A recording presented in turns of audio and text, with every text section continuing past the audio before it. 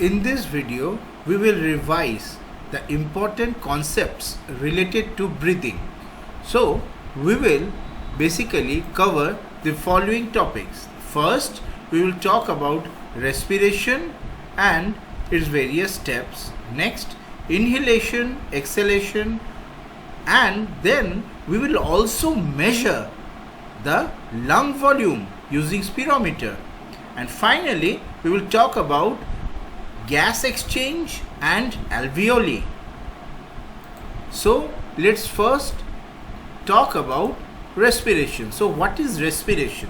Respiration is basically the process of taking in oxygen. So if this thing represents an organism, say a human like us, or you, say for example, then respiration involves taking in oxygen and then using this to release the energy by oxidation of food.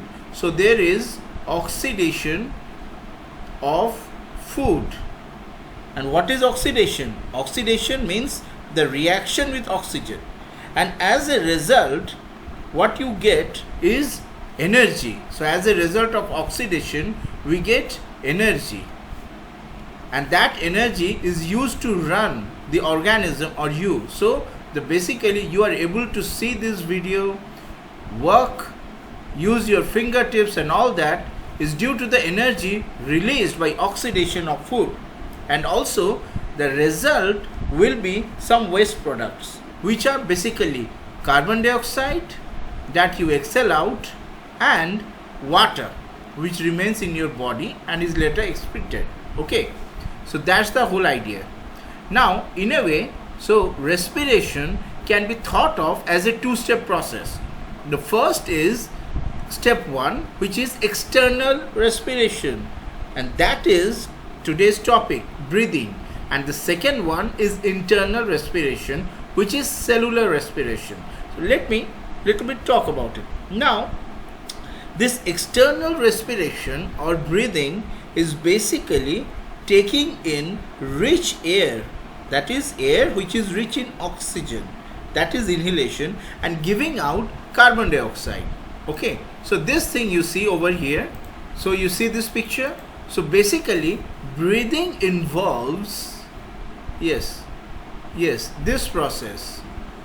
Breathing involves this, taking in oxygen and giving out carbon dioxide, and the rest of the process is regarding the cellular respiration. So this is the step 2. This is the second step, cellular respiration, and the first step is what I have shown over here.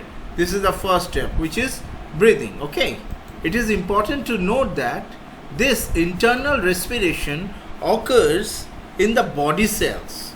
This occurs in body cells. So that's why the name cellular respiration. Fine. Now before I proceed, let me briefly summarize the processes. This is important for definition, students. Well, breathing is the biological process of inhaling and exhaling gases between the cells and the environment.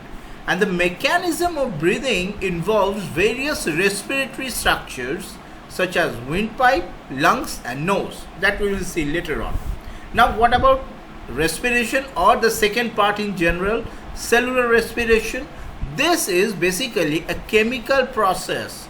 So breathing is not a chemical process, whereas cellular respiration is a chemical process that takes place in the cell. The air that we inhale brings oxygen to the lungs and is carried by the blood to the cells, but it helps in the breakdown of glucose. That's the whole idea. And as a result we get energy, since energy is released.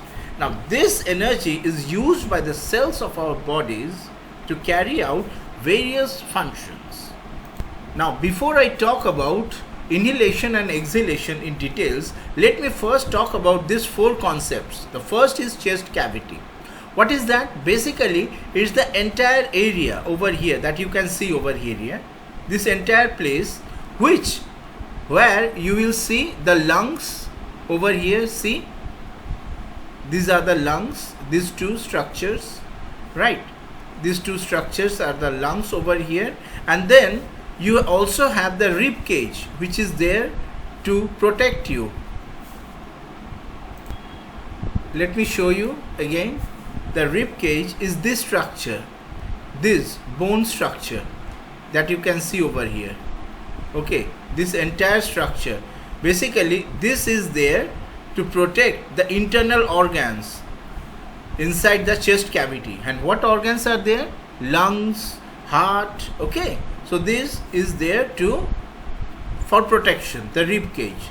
So we talked about chest cavity. Now what about the diaphragm?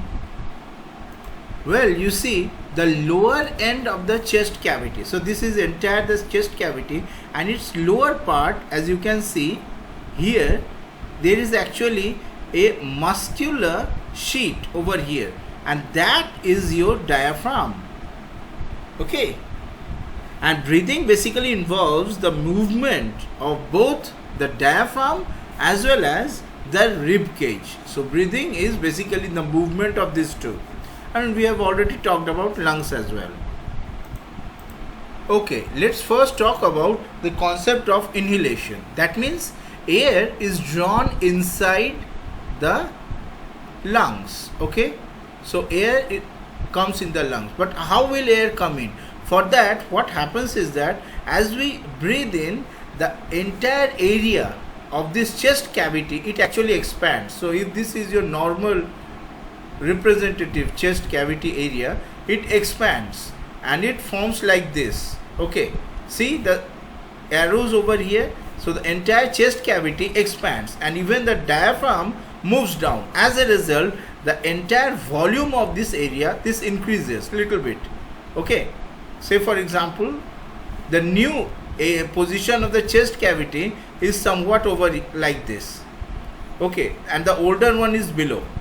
As you can see, the volume of the chest cavity increases. Now what happens is that as the volume of the entire space over here increases, basically I should not say chest cavity because it's fixed, whereas as we breathe in, basically the volume of the lungs, they increase. Okay, it is important to remember this. Now as a result of the increase in volumes, what happens is that there is a reduction in pressure inside the lungs.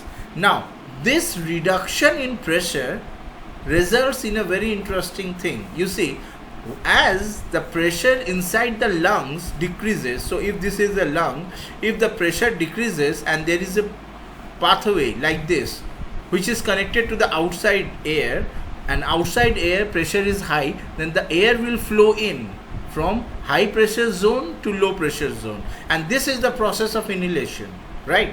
So that's the whole idea. We inhale. When we try to inhale, the entire volume increases and the pressure decreases. As a result of the pipe over here, the air moves in. Okay, so the air rushes inside the lungs from the outside. So you must remember that when we breathe in, air is pushed in by the air pressure from the outside. Okay, so this is the process of inhalation. Next is exhalation. That means air forced out. Now this forcing out is what we do ourselves. Okay, this we have to work. When you breathe out, basically you do this work. See, as a result, the diaphragm moves up, the entire volume inside the lungs decreases. Okay, the entire thing decreases. Previously it was quite large. Now as we breathe out, the volume decreases. Why? Because we are pushing the entire lungs so that the volume decreases, right? And as a result of the pushing, the pressure increases, and now what happens is that the pressure inside our lungs is larger, and so through this pipe the pressure goes out since outside pressure is lower.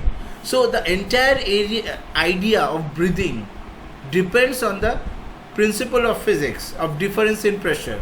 When the pressure inside is lower, then we breathe in because air moves in from outside to inside, and when the pressure outside is lower, then the air inside our lungs, it moves out. Okay, so that's the basic idea, students. So this is yet another sideways view where you can see during breathing in, see the diaphragm moves down over here, and during breathing out or exhalation, the diaphragm moves in. Okay, so that's the whole idea. Remember, when we breathe in, the volume of the chest becomes bigger, and when we breathe out, the volume of the chest gets smaller. Now let us talk about the percentage of oxygen and carbon dioxide in both inhaled and exhaled air. Now, as you can see over here, the inhaled air contains approximately 21% oxygen and 0.04% carbon dioxide, whereas the exhaled air contains 16.4% oxygen and 4.4% carbon dioxide. So you can say, well, we are carbon dioxide generators. Well, but that you do know, right? Now let us see how the lung volume can be measured. Well, basically the lung volume is the amount of air that you breathe in your lungs in a single breath. Now remember that lung volume is different for different people. If a person is taller, he has got a bigger lung, right? So bigger volume. Shorter people, then smaller volume. Okay, sometimes you see even certain diseases, they also reduce a person's lung volume. This I will talk about in a different video. Now, lung volume can be measured using a machine known as spirometer. This is very important, students. Now, to use a spirometer, what a person has to do is you have to breathe in for a few minutes, right, into the machine.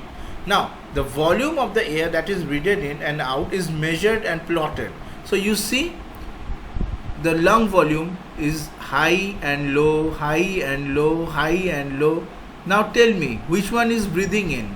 When you breathe in, what happens? Remember, when you breathe in slowly, the volume increases. See this part. So if this is the graph, then this part where there is an increase in the lung volume, this is your breathe in and this is your breathe out. Okay. Now this is during a single breath, normal breath. Whereas sometimes we often take deep breath. Say for example, just now I am taking a deep breath and then a deep breath out. This was deep breathe in, and then deep or big breath out is.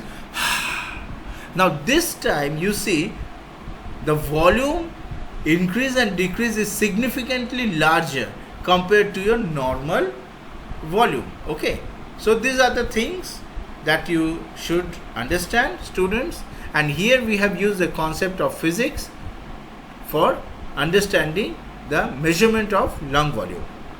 Okay, let us now finally talk about the breathing system and the gas exchange. Well, you see, either from the nose cavity here or from the oral cavity here, the oxygen goes inside and then it slowly comes from trachea, right, to the windpipe, right, over here, and then it moves to smaller tubes known as bronchi over here, smaller tubes, and here then the air moves into the two different lungs like this. Now you have to understand the structure. Let me show you. So these are the bronchus, main pipe, and these are the smaller tubes, bronchioles, and here inside the smaller structure you see alveoli. What are that? Basically you see in the lungs, each bronchus over here, it branches out into smaller tubes. They are basically smaller tubes, bronchioles. These are all smaller tubes, right? And this one was the bronchus main pipe through which the air comes in, right? Now at the end of these tubes over here, as you can see, at the end of these tubes, what you see is are tiny air sacs. Let me show you another figure like this. So at the end of each tube are tiny air sacs like this, and this is known as alveoli. So alveoli within the lungs, as you can see here also. So basically the idea is air comes in either from this way or this way, both, and then it goes inside, right? And there are bronchial tubes or bronchioles here, as you can see, and then this air goes in this small air sacs, small, as you can see over here.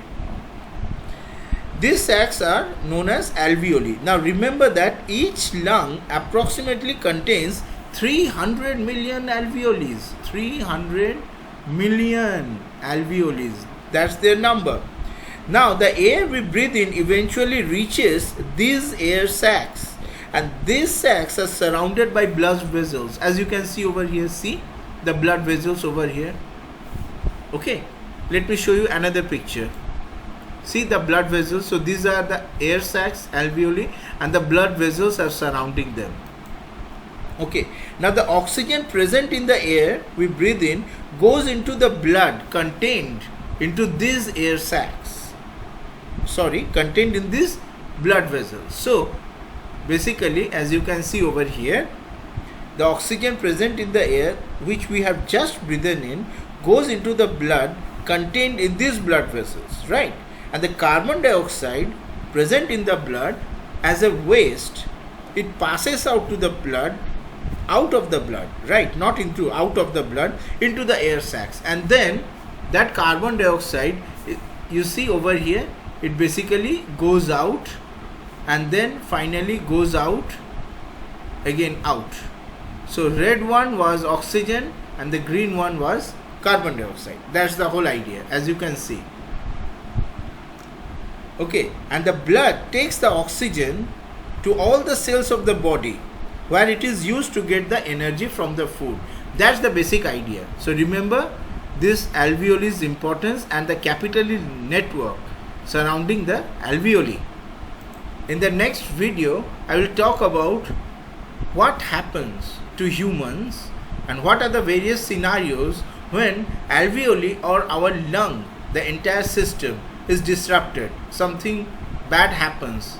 Then what happens? What are the various symptoms as well? We will talk about it in the next video. So students, do write your comments in the comment box.